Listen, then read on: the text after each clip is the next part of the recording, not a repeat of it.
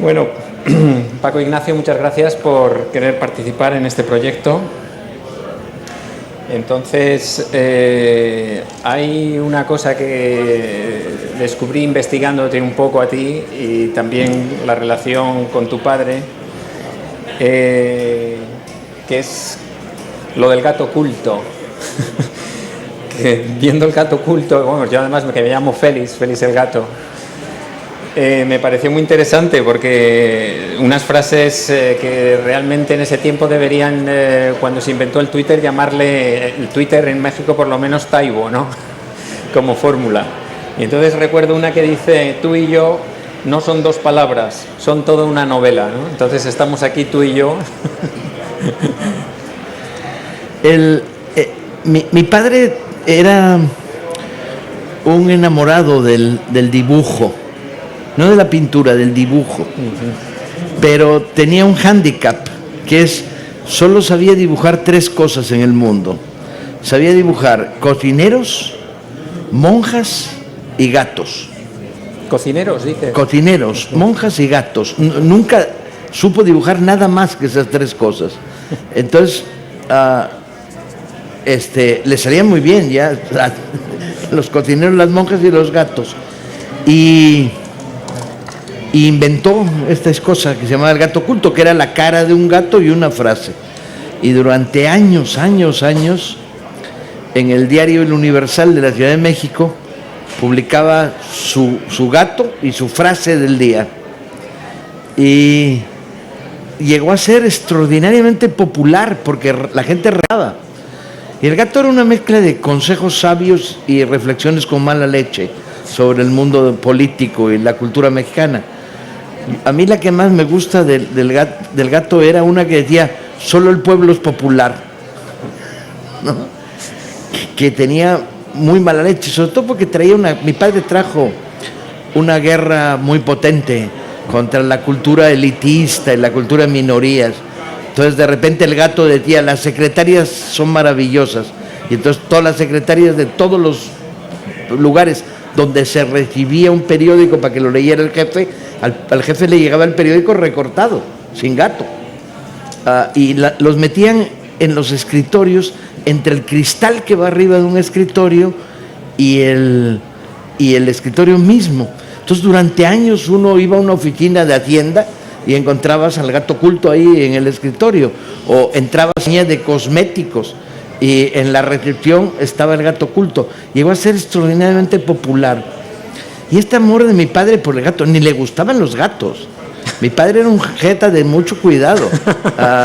Esto no me lo esperaba. Sí. Nadie que jamás tuvo una mascota en su casa, no tenía ningún amor por ni los gatos, ni los perros, ni los pingüinos.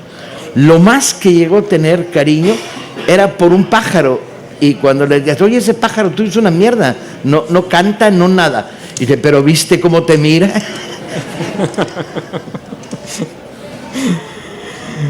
Bueno, cocineros me imagino, porque creo que también fue crítico gastronómico, ¿no?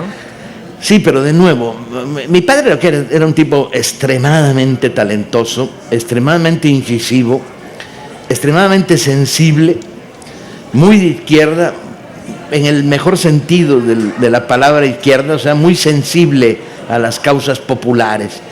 Y tenía una cara maravillosa porque decidió que si era crítico gastronómico lo invitaban a comer en los mejores restaurantes del mundo.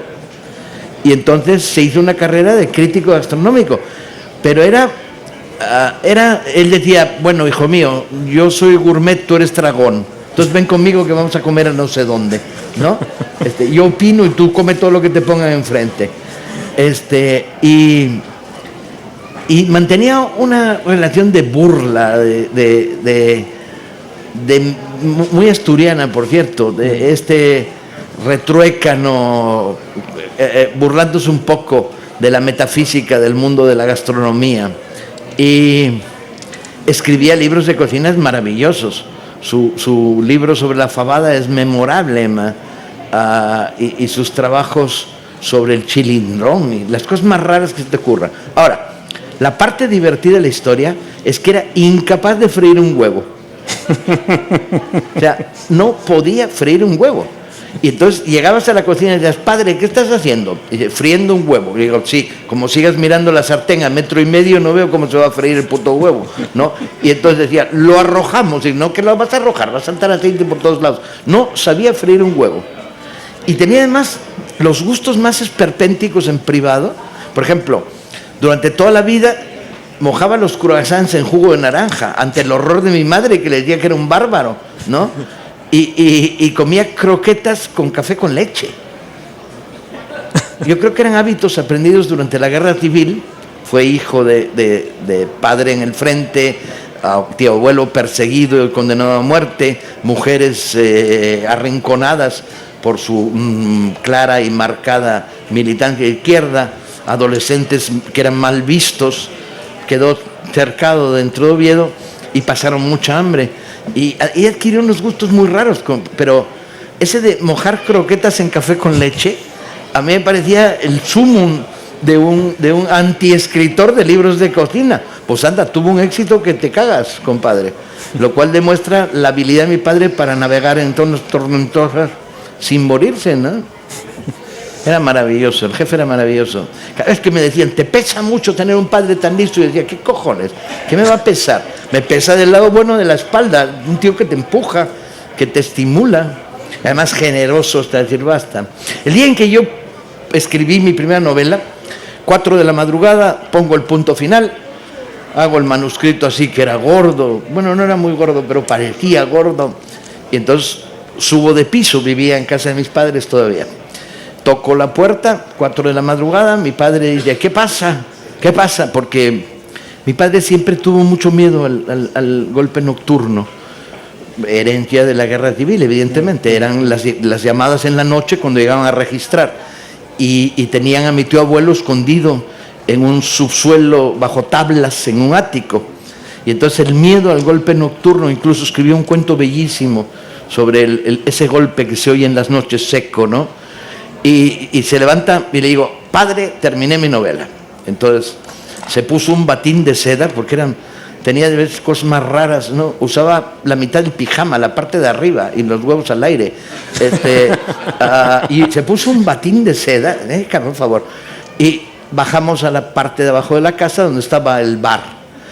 Y entonces dijo, ¿seguro que quieres decirme algo importante? Amerita una Cuba libre.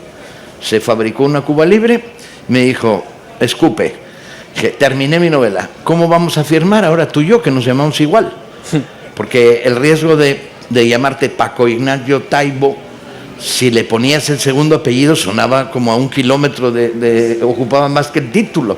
Y entonces la idea de usar el término junior, a mí me repugnaba. Junior en México era la palabra con que se identificaba a los cachorros de la gran burguesía, ¿no? El junior, ¿no? Y entonces tuvimos una discusión, varias horas conversando, y de repente, salomónicamente, el jefe dijo, ¿y si nos ponemos 1 y 2? Yo le dije, tío, suena muy monárquico eso, ¿no? Y él dijo, no, ¿qué hostias? ¿Qué va a sonar monárquico? Como los pelotaris. No sé de dónde sacó la idea de que los pelotaris se llamaban Lolín 1, Lolín 2, los pelotaris de pelota vasca, del frontón. Y entonces le pareció muy democrático de pelotari, y entonces a partir de ese día se levantó al día siguiente a las 9 de la mañana, se fue al periódico y firmó su columna Paco Ignacio Taibo 1.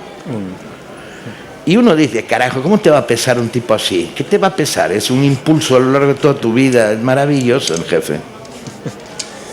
Sí, es muy monárquico y muy papal, o muy presidencial también ahora, ¿no?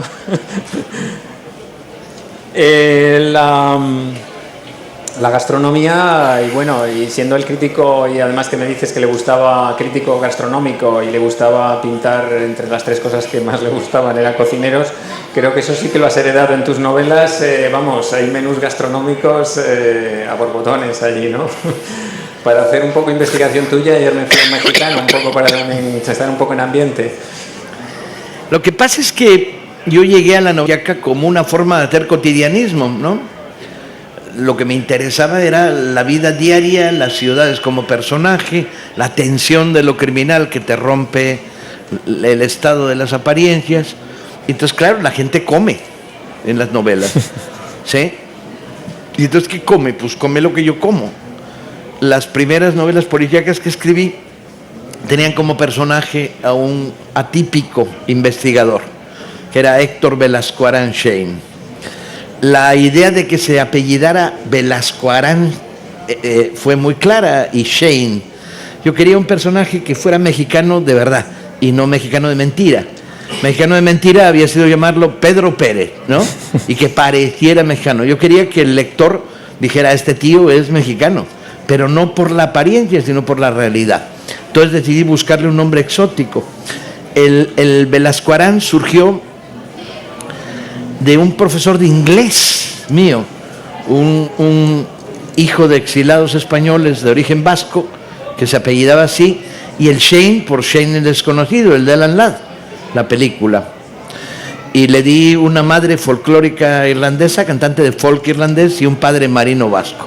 Y lo desarraigué porque quería que fuera un personaje muy desarraigado, que le costara trabajo comerse en la Ciudad de México.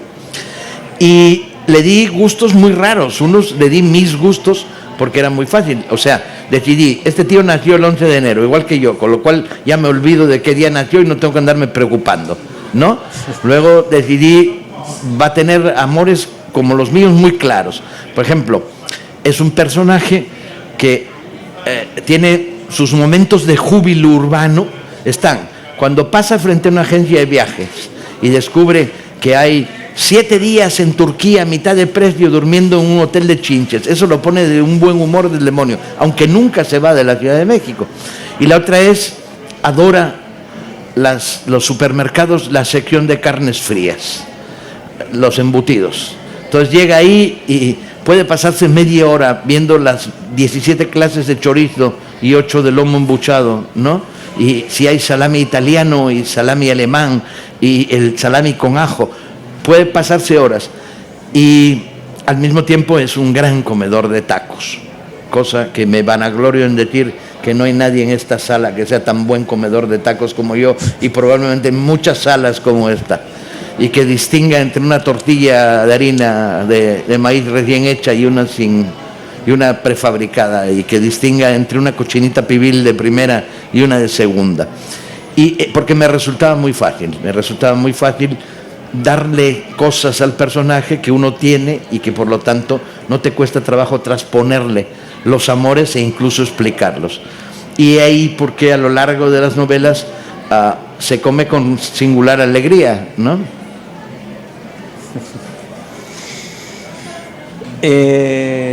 Has dejado la dirección de La Semana Negra, entonces este año han hecho el criterio de invitar a los que tenían novela nueva. La has cumplido, te hemos podido ver de nuevo, porque entonces estás ya, por lo que entiendo yo, sujeto a estas nuevas normas, ya no eres como antes que venías sin más. Entonces espero que todas las ediciones próximas tengas por lo menos, no creo que en tu caso sea muy difícil, una nueva novela, y siempre te veremos aquí. Entonces háblame un poco el motivo por el que te han invitado esta vez, ya que no vienes en calidad de director. Me invitaron porque no tienen huevos para decir, este año no invitamos a Paco Tayo, anda ya, había que tenerlos bien puestos, los cojones o los ovarios, para decir, y ahora no lo invitamos. Aparte de este argumento de peso, que mis amigos entrañables, fieles amigos y compañeros, Ángel de la Calle y José Luis Paraja, no se hubieran atrevido a tanto, porque viste mucho eso de tener por los pasillos a un director emérito. Entonces, y ahí va el director emérito, y cuando te quieren presumir con alguien, generalmente es con el dueño de una churrería o cosas así, y el director emérito, ¿no? Suena muy bien, suena como en La Semana Negra, que es muy proletaria, muy de base, muy popular, muy populachera. De repente tiene como su tufillo aristocrático, ¿no? Entonces, el director emérito. Y la otra tenía un libro nuevo, un cómic además, que fui elaborando el año pasado en México y que resultaba algo nuevo para mí. Es el primer cómic que hago directamente O sea, no que colaboro aportando guión o una idea, sino soy coautor real del cómic. Lo hicimos mano a mano, el dibujante y yo, conversando, discutiendo la manera de contar, las palabras, la gráfica. Un cómic que se llama Pancho Villa toma Zacatecas, que es la historia de la batalla más brutal y terrible de la guerra popular durante la Revolución Mexicana. Sí, háblame entonces de esa experiencia, de tener que supeditarte al dibujo, el tener que colaborar es distinto que en una novela en que tienes esa independencia de creador único. ¿Cómo ha sido esa experiencia?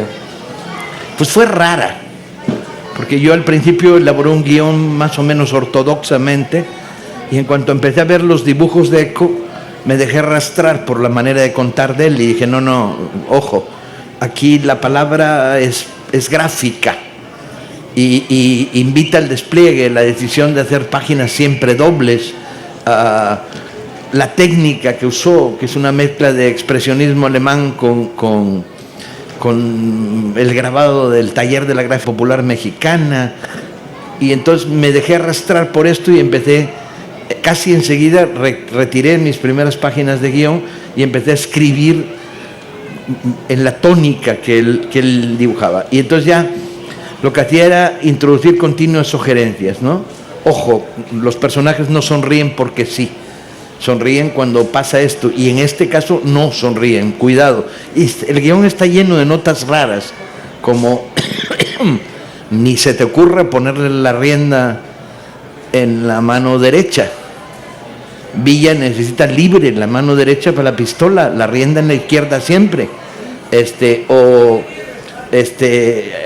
Argumentos como este tipo era visco, miraba cruzado, o argumentos como no abuses de las sombras, que ya de por sí la violencia, incluso discutimos y metíamos el rojo como color y llegamos al acuerdo de que no, que ya había el exceso de violencia, no había que exacerbarlo metiendo el rojo, que había que quedarse en el negro, el blanco y negro. Y discusiones muy variadas sobre vamos a hacer volar un caballo, esto es surrealismo, no es realismo, pero dentro del tono realista funciona, porque es realismo, pero la mexicana. Fue un trabajo muy, muy divertido, de aprendizaje. Estoy aprendiendo a hacer cómic. Me contaba Guillermo Sacomano que su relación con los dibujantes a veces les decía, no, hombre, no me pongas caballos, que es muy difícil de pintar, pero claro, con tu temática sería complicado esto. Si le quitamos los caballos a la batalla de Zacatecas, no queda nada.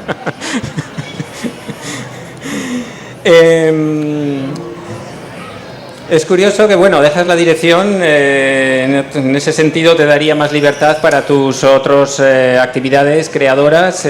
Lo que pasa que, bueno, te conocíamos con una rubia y ahora nos vienes con una morena, ¿no? Y hablo de morena, bueno, se refiere al movimiento de regeneración nacional, ¿no? Háblame entonces de esto. Es una historia complicada y muy sencilla, que era... El año pasado, cuando decidí renunciar a la Semana Negra, decidí renunciar en medio de una campaña electoral virulenta, donde la derecha, las dos derechas que en México se han estado alternando en el poder, mantenían una presión calumniadora, manipuladora, controladora a través del bombardeo televisivo, de la manipulación de las encuestas contra la gran candidatura unitaria de la izquierda. Y dije, bueno, aquí nos tocó, no puedes seguir mirando, hay que meterse, y entonces decidí ya no dirigir la Semana Negra y meterme de lleno a través de una organización que creamos en México que se llamó Morena Cultura, donde estábamos un centenar de escritores, pintores, teatristas, gente del cine, poetas, activistas culturales, y que nos metimos de lleno en la campaña. Yo participé en 6 meses en 200 actos públicos, de lo más variado, regalos de libros en barrios, mítines públicos, conferencias sobre historia de México, de lo más variado. Y a partir de eso surge la clara idea después del fraude electoral de que hay que construir un partido de izquierda, que los partidos de la izquierda tradicional mexicana no sirven para nada, están francamente diluidos, se han vuelto conservadores, hay en ellos ya huellas importantes de corrupción, se han vuelto blandengues, ya no tienen ninguna moral política, y entonces damos el salto a crear un partido a la izquierda de los partidos tradicionales con la visible intención de desfondarlos y construir un proyecto masivo, grande, nacional, de un partido de izquierda que plantee un montón de cosas. Primero, la necesidad, la urgencia del cambio, luego el parar la ofensiva neoliberal que se nos venía encima,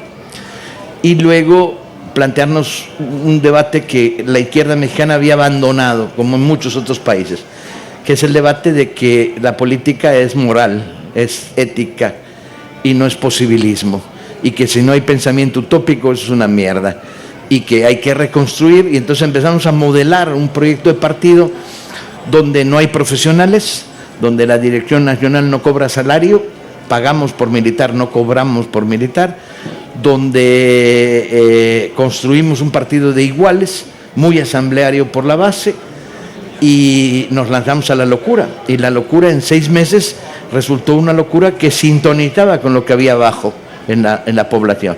En 6 meses hemos afiliado 382,000 mexicanos y mexicanas, y esperamos, porque así van los números, llegar a fin de año, de este año, con 1 millón de afiliados. Y en medio de un largo y penoso debate, volver a hacer mucho trabajo de discusión, de formación, de estímulo de la lectura, de cineclubs, de videoclubs, de grupos de teatro, darle un peso muy importante a la cultura en el trabajo de construcción del partido, y vinculados a todas las luchas sociales que están sucediendo en el país. Estamos en eso, y eso significó horas, había que meterle horas. Y entonces era incompatible con dirigir un festival que te robaba 3 meses al año. Para esto yo estaba en una situación económica privilegiada. Los derechos de autor desde hace 20 años o menos, desde hace 15 años me dan de comer más de lo que necesito, o sea, gano más dinero del que gasto. La venta de mis libros, tengo libros en 29 países, ¿sí? Más de 450 ediciones. Entonces, cada vez que llega un cheque de $300 de Dinamarca, te resuelve la quincena y llegan con frecuencia. Entonces, podía darme el lujo de una independencia absoluta económica y dedicarme de tiempo completo. Y bueno, la historia es que me dediqué de tiempo completo yo, Paloma, mi compañera, Marina, mi hija, y José Ramón, mi hijo político. O sea, toda la familia nos metimos a la aventura. Y curiosamente me dejó más tiempo para escribir del que tenía, de tal manera que terminé 3 libros este año. Terminé libros que llevan tiempo cocinándose. Ahora, ahí estás asumiendo la dirección de secretario de Arte y Cultura, ¿no? Tu papel allí es específicamente, ¿en qué lo dedicas dentro de Morena? En teoría formo parte del Comité Nacional, bueno, en la práctica, no en teoría, pero básicamente el ser secretario de Arte y Cultura lo único que implica es que te dedicas a organizar, a armar y a dar conferencias, debates, cursos de formación, ferias del libro en los barrios donde no hay librerías. O sea, es un trabajo muy activo de promoción de la lectura, promoción de la discusión, promoción del debate.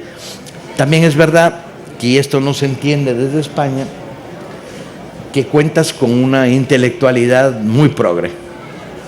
O sea, y muy progre de una manera muy rara.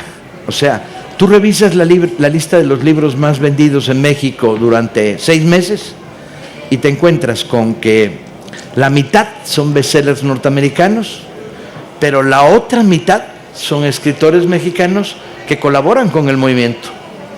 O sea, el número 3 de las listas lo tienes dando una conferencia en un barrio perdido en las afueras de la Ciudad de México, sin problemas. Dirá siempre que sí y ahí irá puntualmente, ¿no?, a irse a Ciudad de Nezahualcóyotl, a Azcapotzalco o a Texcoco, a dar conferencias a pueblo llano, ¿sí?, de historia de México, de temas sobre la economía, de reflexiones sobre la salud, de su último libro. Y entonces, contando con el apoyo de este sector, pudimos levantar muy rápidamente el movimiento. Bueno, conozco México, he estado varias veces, como sabes, hablando con la gente allí, bueno, y la sociedad es muy particular, ¿no? Es una sociedad donde, bueno, la clase media es muy pobre. Decía, por ejemplo, siempre me viene a la cabeza la frase de Octavio Paz, que decía: hay dos Méxicos pero no se hablan, ¿no? Alguien me decía que siendo intelectual en México es imposible ser inocente, ¿no?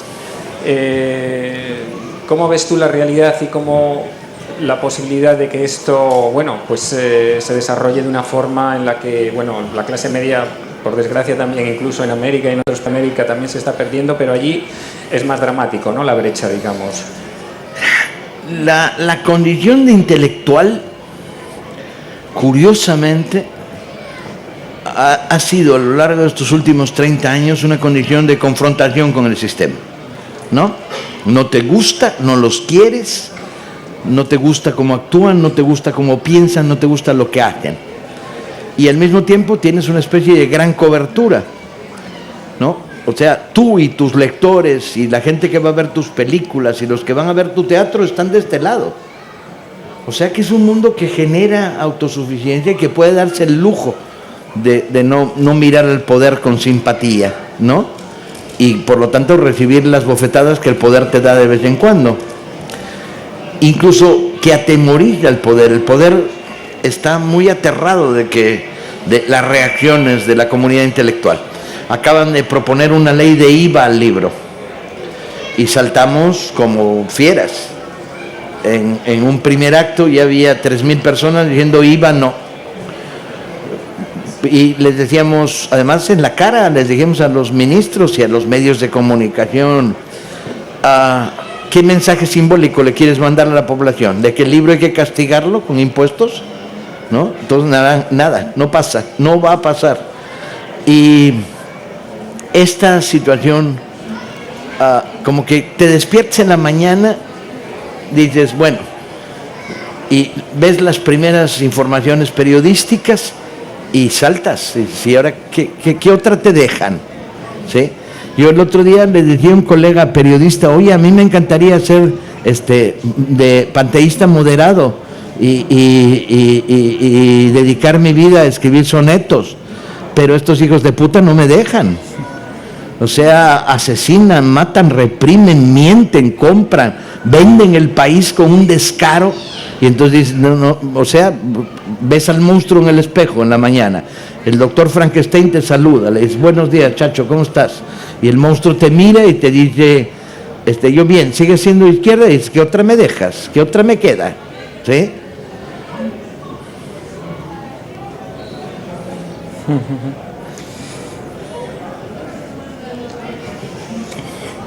¿Estás bien? Si necesitas un cigarro podemos en cualquier momento hacer una pequeña pausa, ¿eh? Mira, hoy es sábado y si me fumo un cigarro van a multar a la Semana Negra porque hay mucho cabrón aquí que me va a denunciar. No, pero yo te dejo Gijón salir. Es una ciudad muy peculiar, ¿eh? Es una ciudad maravillosa, con una intensidad de abajo hacia arriba gloriosa, pero el promedio de hijos de puta por metro cuadrado es altísimo, ¿eh? Ojo. Entonces, si me puede fumar medio cigarro, yo lo agradecería. No, yo te digo que sí, te dejo salir si quieres, en cualquier momento podemos...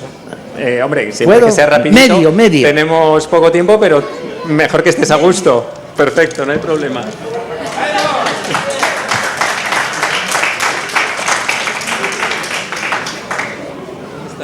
El de la cámara, ¿dónde queda el de la cinta? Para que cambie la cinta.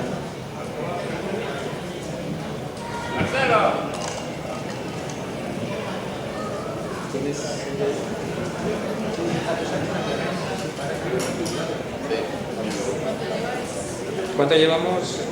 Media hora, no, en menos, 20 minutos.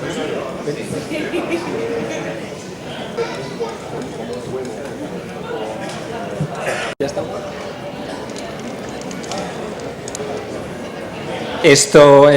Bueno, estamos de vuelta aquí, Paco Ignacio. Volviendo a la literatura, el libro que traes ahora creo que se ha agotado y que además, como es claro, de lujo, de cómic y tal, me recuerda a la otra frase también, otra frase de tu padre, de esos twitters que tenía del gato sabio, ¿no? Que decía, los libros caros son para... Los libros muy caros son para regalar, no son para leer, ¿no? Papá tenía un gran sentido común. Tienes que pensar cómo empezó a leer. Él era el hijo y el sobrino de un par de tíos que estaban condenados a muerte en el Oviedo de Aranda, rodeado del ejército republicano. Y entonces mi padre tuvo que conseguir empleo a los 13 años. Y el empleo que consiguió era de bodeguero en una librería. Entonces andaba con una carretilla transportando libros de un lado para otro. Si tienes memoria propia o heredada de cómo eran los libros entonces, los libros venían encuadernados por adentro, ¿sí? O sea, el pliego no estaba cortado, no tenían refinado. Entonces, para leer un libro tenías, sin pagarlo y sin comprarlo, porque era el caso de mi padre, tenías que leerlo así, casi metiendo la nariz dentro, ¿sí? Se volvió un lector verdaderamente infatigable y además descubrió que los libros que no se podían vender en la librería porque estaban prohibidos, ¿sí?, los tenían en la trastienda de la librería. Entonces, Machado no lo podías vender en la librería al terminar la guerra en Asturias, pero en la trastienda había 3 Machados. Y entonces, bueno, había que aprender a leer los Machados metiendo la nariz en el libro, leyendo entre los pliegues de la encuadernación, porque si los cortabas el dueño de la librería se enteraba. Y se volvió un lector verdaderamente ansioso y transmitió a toda mi familia este amor por la lectura, ¿no?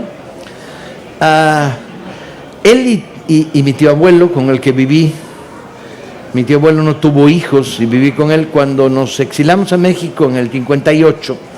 Yo tenía 9 años, yo era ya para esos momentos un lector infatigable porque descubrí que si leías y te enfermabas, no te mandaban a la escuela. Y entonces mi educación sentimental era clara. Yo era el tío que en mi cole era el que sabía todo de geografía. Ganaba siempre los concursos de literatura y de lenguaje y era el único que sabía poner comas. Todos los demás no sabían, y punto y coma ya no te quiero contar. Sabía de historia un huevo, era el único que explicaba que Famagusta era una isla en el Mediterráneo, que los turcos y los cristianos pelearon arduamente, ¿no? Sabía quiénes eran los caballeros de Malta, podía decir cómo era la isla de Borneo, pero eso sí, aritmética, tío, y ciencias, biología y esas cosas, nada, no me entraba. Sabía de plantas carnívoras. ¿Cómo no vas a saber de plantas carnívoras si leíste a Salgari? Y es que a los 5 años descubrí la lectura, porque era niño enfermo. Entonces me la pasaba enfermo leyendo. Cuando descubrí que cuando se te acababa la enfermedad te mandaban al colegio, aprendí a fingir enfermedades. Entonces yo tuve sarampión 2 veces, las que tienes 1, 2, escarlatina 2 veces, paperas 3 veces. Y el médico, que era un doctor apellidado Lagunilla, le decía a mi mamá: señora, su hijo es muy interesante, ¿puedo llevarlo a un congreso médico? Y mi mamá decía: no, ¿qué va? Mi mamá, hija de la clase obrera de Cima de Villa, decía: ni cojones te vas a llevar a mi hijo a un congreso médico. Y entonces aprendí tos húmeda, tos seca, ¿no? Y aprendí a calentar los termómetros con una plancha para tener fiebre, ¿no? Y aprendí a que me saliera varicela por 3.ª vez, y el médico decía: no, si no se puede tener varicela 3 veces. Y yo decía: ¿cómo cojones no? Mira. Y además haces así, sale liquidito, ¿no? hostia, era un genio para imitar enfermedades. Hasta que mi padre lo descubrió. Y entonces llegó un día poniendo cara de inocente y dijo: hijo mío, ¿has oído hablar de los Pardallán? 20 tomos. Y dije: hostia, 20 tomos de capa y espada. Vaya si había oído yo hablar de los Pardallán, ya les tenía echado el ojo a los 20 tomos. Carlos, si esta semana no te enfermas. Y bobo de mí, ahí en la trampa, ¿no? Y esa semana no me enfermé, me quedé con los Pardallán, pero ya había descubierto el truco.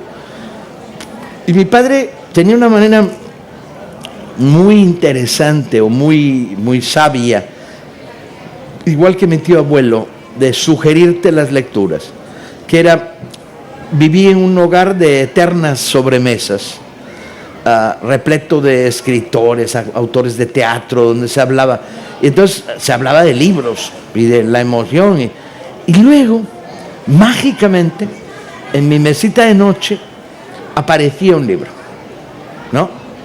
Adiós a las armas, de la baronesa de Suttner, ¿no? A Hemingway, Debajo del río, entre los árboles.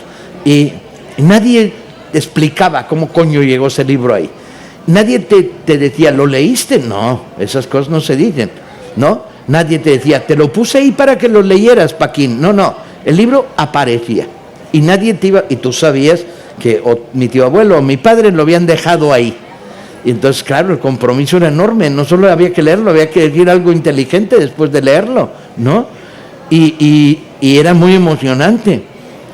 Y estabas esperando el momento en que en la conversación en la sobremesa surgiera la palabra Hemingway para tú, a los 10 años, levantar la mano y decir: de puta madre, tío, Las nieves del Kilimanjaro, está buenísimo, ¿no? Era muy fascinante y muy estimulante. Y crecí en la idea de que solo hay un oficio en el mundo, que es escribir, ¿no? Y luego que es un oficio bastardo, porque el verdadero oficio del mundo es leer, ¿no? El de escribir es escribir para poder leer. Entonces llegué a la conclusión, como a los 15 años, que tienes que escribir los libros que otros no han escrito para poderlos leer, ¿no? Y entonces decidí que lo mío era contar historias, leer. ¿Cuáles? Pues las que otros no escriben, porque las que ya escriben, esas no, ya están, no hay problema, ¿no? Entonces crecí en un mundo donde la palabra escrita era como el no va más, ¿no? Mi tío abuelo pintor y periodista, mi padre escritor y periodista, mi abuelo periodista y gran lector, mi madre gran lectora, y entonces, wow, estaba clarísimo. ¿Qué vas a hacer cuando seas grande? Bueno, bombero, trapecista, saxofonista, karateca y escritor. ¿En qué orden? En el inverso, claro, ¿no? Luego ya la lista se fue reduciendo. Bombero, ni cojones, porque con lo que fumo incendio y no apago. Karateca, no se me dan los ejercicios de violencia física. Me gusta el tai chi, pero hasta ahí llego.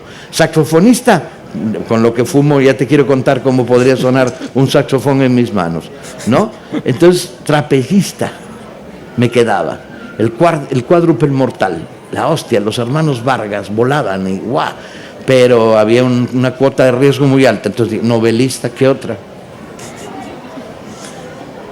Bueno, vamos a ver, pero también podías haberte inclinado por la pintura, ¿no? Siempre me gusta saber tu acercamiento a la pintura porque, bueno, estoy pintándote y me hablabas en una cena, si te acuerdas, esta semana sobre tu relación con la pintura, ¿no? A través también de tu tío.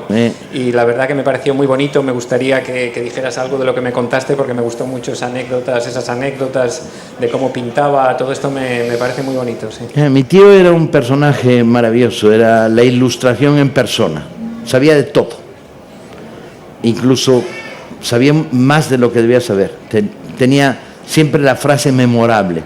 Un día, a los 90 años, me dijo: hijo mío, la memoria es un archivo lleno de cajones llenos de mierda. Un hombre de 90 años.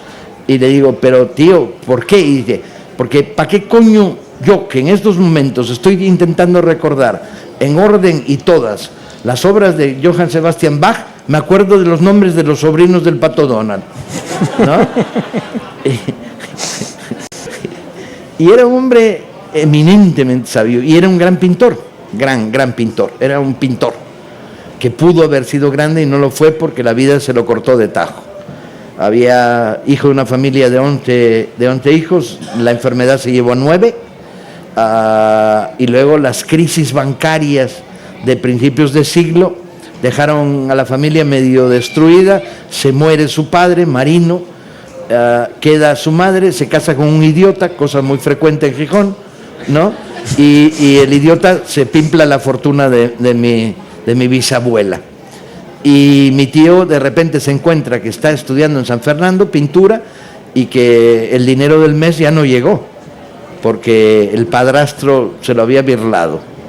Y entonces se vuelve periodista, viaja a América, hace la América más terrible, la de dormir arriba de un mostrador vendiendo bacalao. Mi tío que odiaba el bacalao con ánimo, alma jarocha, como dicen en México, el odio al bacalao. Y regresa a España, sigue en el periodismo y hasta que no emigramos a México, en el año 59, no vuelve a pintar. Rompe totalmente con la pintura. Y vuelve a pintar y empieza a pintar retratos para ganar dinero, para aportar al fondo familiar en los primeros años en México, que fueron muy duros económicamente, y paisajes asturianos que traía en la memoria. Y a mí siempre me fascinaba, tenía su caballete en el mismo cuarto donde dormía, tenía un caballete y siempre tenía algo trabajando. Y pintaba los retratos de una manera muy extraña, pintaba cuerpo entero, 3/4, para vender, y les salían guapísimos, pero pintaba todo y excepto la cara. Entonces sus cuadros eran muy fantasmales, eran retratos con un agujero en blanco en donde va un rostro, que era lo que pintaba al final. Y yo tenía mucha curiosidad por esa manera extraña de pintar, teóricamente o supuestamente. Mírame a mí, mírame, que te pilla la audiencia, lo sé, inconscientemente, pero perdón. Mira que la silla la tratamos de poner cada vez más para allá, pero no te preocupes, va todo bien. Sí, me hablabas de la cara. De la cara, sí. ¿Por qué la cara al final? Sí. O sea, supuestamente un retrato, empiezas con la cara y construyes en torno al rostro. Y él no, había un agujero en blanco, delimitado por los trazos del pelo, pintaba pelo, pero no cara. Y yo creo que lo que le ilusionaba como pintor era la ropa, la manera como la ropa se mueve, los movimientos de la ropa,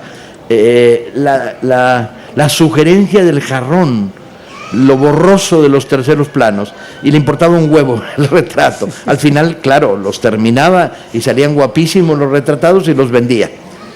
Pero este hombre sabio trató de que yo dibujara y no lo logró. Pues yo hago casitas tan mal, que cuando mi hija cumplió los 2 años dijo: papá, ya nunca más me pintes casitas, ¿no? No lo logró. Como tampoco logró que me gustara la música clásica, era melómano, escribía programas de radio y me llegó con retraso. Yo llego a la música clásica a los 35 años, con un amor desenfrenado cuando la descubro, pero tío que intentó educarme a los 15 no lo logró. Lo que sí logró sin duda es dirigir la manera como yo leí. Me llevó primero por el antibelicismo, luego por la novela primero por la novela de aventuras, que fue lo que leí hasta aburrirme cuando era niño, luego por el antibelicismo, luego por la novela fantástica, y luego me llevó de cabeza a la generación perdida. Hemingway, Dos Pasos, Steinbeck, Faulkner, Scott Fitzgerald. Me tiró de cabeza y dijo: ahí a nadar, tío, ¿no?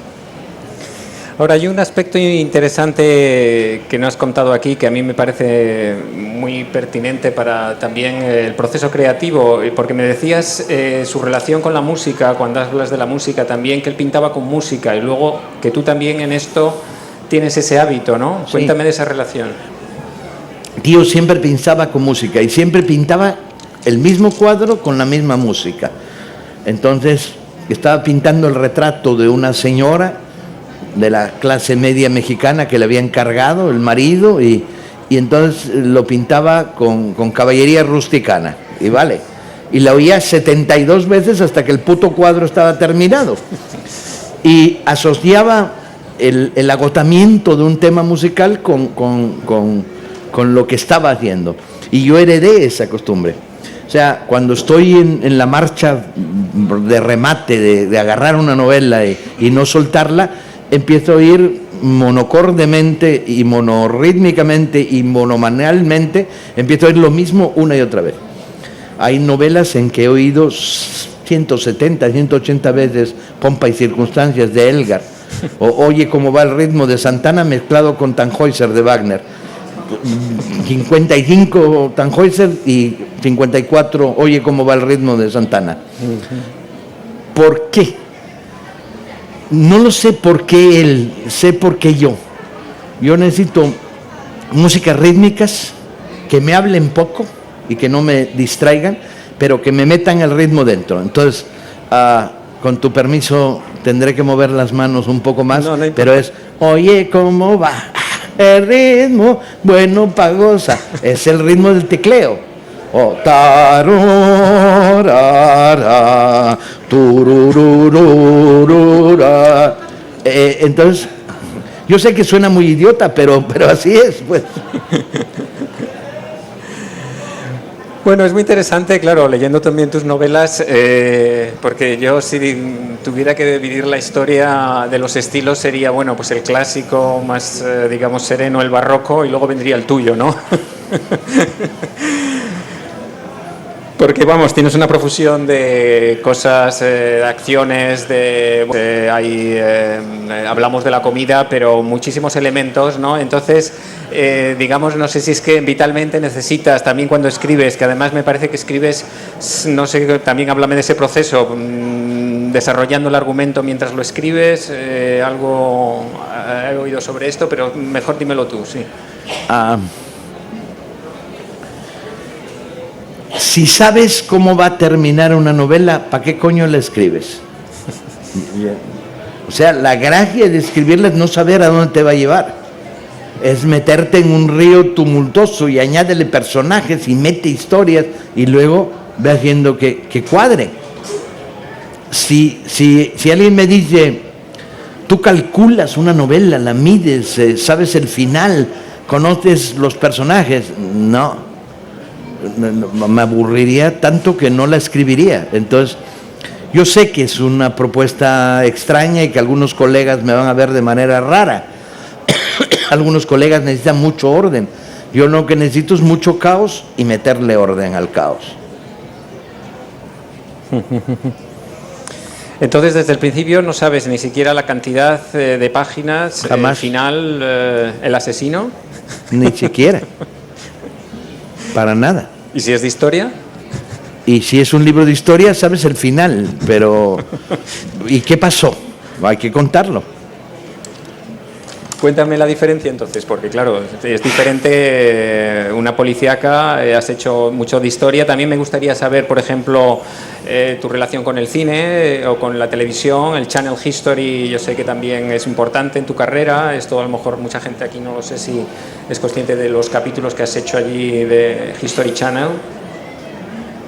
A ver, lo del History es muy fácil de explicar. Con el History llegué a un contrato inusitado, el único que han tenido en su vida así, que era, queremos hacer televisión contigo histórica sobre temas mexicanos. Dije, bueno, si queremos, ¿verdad? Entonces no me vais a estar tocando los huevos con que este es el guión y yo tengo que leerlo.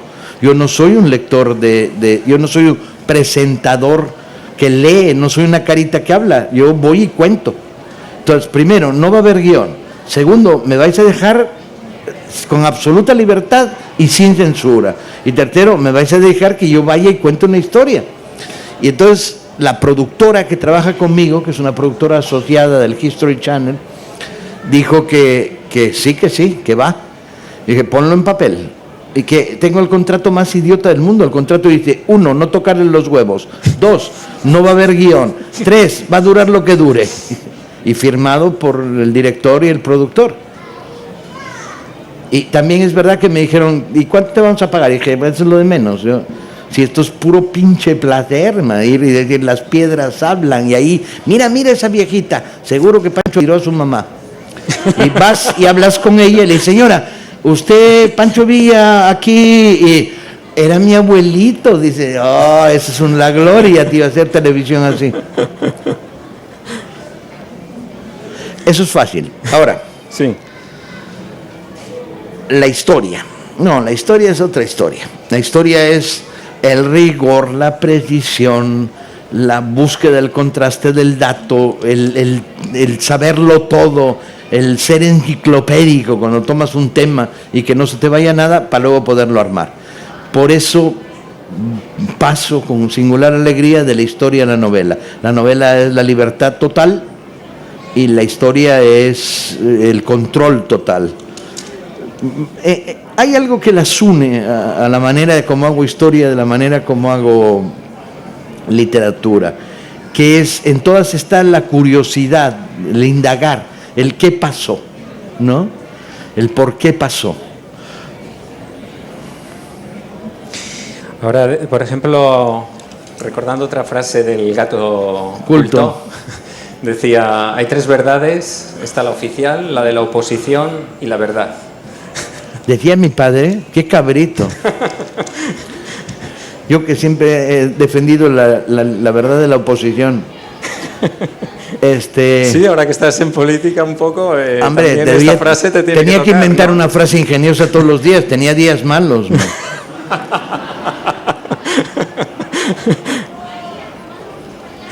También decía, por ejemplo, que los políticos ofrecéis la salvación, decía que todos los que ofrecen la salvación están en el infierno, ¿no? Usasteis, ofrecéis, yo no soy político. Bueno, yo hago política. Y hago política porque los ciudadanos tenemos que hacer política, porque si no dejamos en manos de profesionales de política la conducción de la vida de todos. Chocho, que de político yo nada. Yo, al día en que alguien decida que voy a ser representante, diputado, algo, salgo corriendo de ahí, renuncio instantáneamente, o me expulso a mí mismo, que es una oportunidad maravillosa. No, hago política, sí hago política, pero no soy político. Y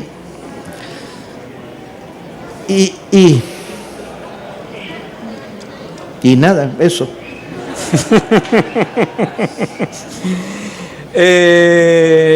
Yo sé, bueno, que por ejemplo, que aquí la gente no se lo cree, pero que no sé si esto es de orgullo o de vergüenza, el que más de un presidente de los Estados Unidos lee tus novelas, ¿no?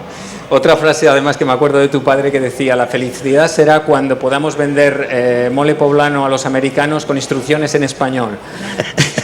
Bueno, estamos ahí, ¿eh? El español ya... nada más 2 presidentes norteamericanos. Sí. El día en que llega a 3 me suicido.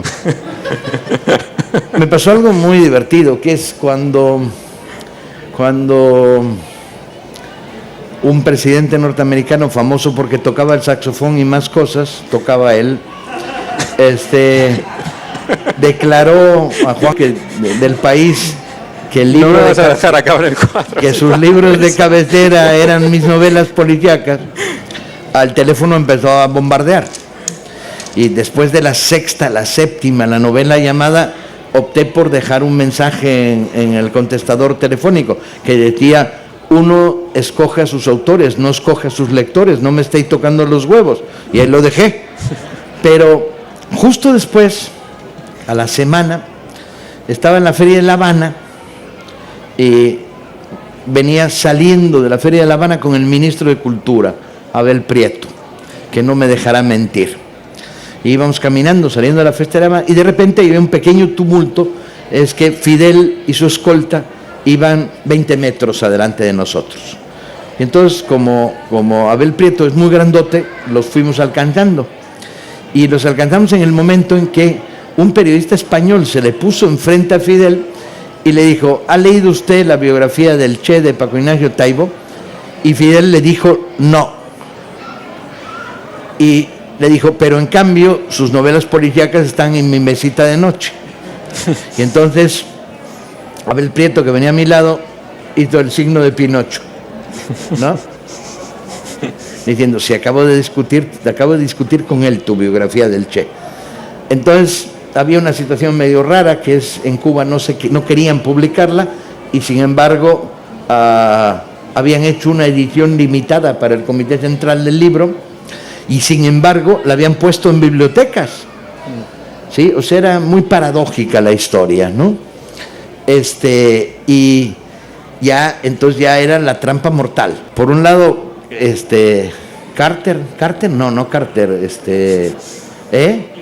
Clinton decía que tenía mis libros en su mesita de noche. Fidel decía que tenía sus libros en mi mesita de noche.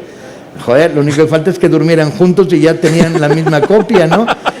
Y estaba en esas, que eso se llama estar rodeado de gloria que no sirve para nada, cuando de repente el corresponsal de Notimex en Roma, Jorge Gutiérrez, me llama en la mañana en la Ciudad de México, me dice: Paco, tengo que comentarte algo y necesito además que me des un comentario. Y le digo: ¿qué? De que el Papa acaba de decir que lee tus novelas. Fue un momento terrible, tío. Yo soy ateo militante, ¿sí? Y que el Papa leyera mis novelas me ponía nerviosísimo, ¿sí? Y me quedé sin voz. Y dejó que pasaran 10 segundos y dijo: no es cierto, no es cierto. Yo: ¿qué broma de mierda es esta, tío? No me hagas eso en las mañanas, ¿no? Y me retrajo a una historia que está asociada a mi primera novela, A Días de Combate, que es la siguiente. En aquella época Marina, mi hija, tenía 2 años, una cosita así, y fuimos a la librería que hay en una gran tienda de departamentos elegante de la Ciudad de México, que se llama el Palacio de Hierro. Y entramos Paloma y yo tomados de la mano, con la enana tomada de la otra mano, y estaba mi primer libro. Entonces, rápidamente mi hija la cagó y dijo: mi papá, mi papá, mi papá. Y entonces le dimos la vuelta a la portada. Y estábamos en esas, tratando de que la niña dejara de decir mi papá, ¿no? Cuando una señora con abrigo de pieles compra mi primera novela. Y entonces yo la miré y dije: puta madre, la cagué. En México no hay frío, entonces andar con abrigo de pieles es un símbolo de pijería oligarca mierdera, y estas son mis lectoras. Y estaba con una depresión de caballo viendo a la señora que iba rumbo a la caja a comprar mi novela policíaca, y Paloma, mi mujer, que es extraordinariamente inteligente, dijo: no te preocupes, se la está comprando para su sirvienta.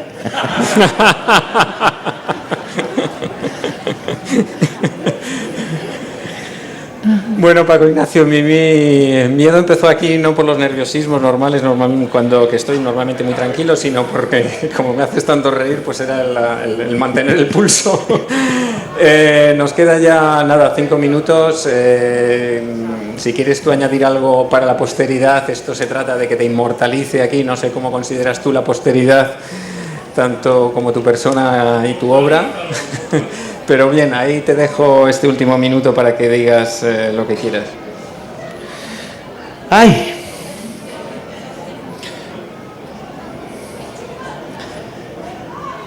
Si no puedo escribir, no puedo vivir. Alguien tiene que quedarse ahí para contarlo. ¿Para contar qué? No sé, hay tantas cosas. Tengo libros empezados para los próximos 35 años. Tengo 14 novelas empezadas, 2 libros de cuentos, 6 libros de historia. Tengo que entonces calcular por lo menos vivir 100 años. Y además pienso ir a todas las manifestaciones y escupir sobre las tumbas del gobierno priista mexicano y bailar un zapateado arriba del funeral de la dictadura mexicana. Entonces tengo así como un montón de obligaciones y proyectos. No sé si me va a dar la vida para tanto, pero si no me da, pues lo voy a intentar. Espero que entonces mis libros jueguen una función, que es estar convenciendo a adolescentes mexicanos que dentro de 30 años me empujen la silla de ruedas en las manifestaciones. Eso sería mi epitafio. Muy bien. Pues nada, déjame ya hacer de los últimos retoques de El bigote tiene que quedar bien, tío. De peluquería. Que para un mexicano el bigote es muy importante, ¿eh? Pero me has dado ciertas complicaciones porque no sé cuántos colores tiene tu bigote. No me había fijado hasta ahora. Yo no sé si es la Coca-Cola que le deja una marca ahí en el... Sí, tiene migas de pan, restos de Coca-Cola, abundantes restos de chorizo asturiano que está de puta madre, más toda la nicotina que le meto, colega, que es abundante. Bueno, pues nada, ya lo dejamos aquí, que vengas a verlo. Pasa por aquí para no interrumpir la cámara.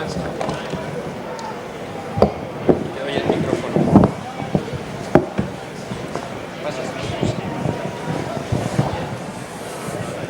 Está bien, ¿eh? No me digas que tengo tanta papada. Pero está bien, ¿eh? Es potente. Es potente. Tengo que recordar la historia de un personaje muy potente asturiano, que era el Chabolu. ¿Recordáis los viejos que estáis por aquí el Chabolu? Chabolu tenía un bar por ahí arriba y era el tío más mal hablado que había en Gijón, el Chabolu. Y entonces llegabas y decías, Chabolu, una tortilla. Y decía, tortilla, me cago en la puta leche que mamaste. ¿Qué te voy a dar yo a tortilla a ti? Que no sé qué, no sé cuánto. Y era un personaje verdaderamente entrañable, porque insultaba a tu madre, a tus ancestros, al que se le pusiera. Y un día un cabrón, que en Gijón no faltan ni sobran, lo grabó. Y entonces, al grabar al Chabolu, se oía una voz que decía, me cago en Dios, me cago en la leche, me cago en la puta leche, me cago en la leche que mamaste, no sé qué. Y se la puso en el pajar. Y entonces el Chabolu metió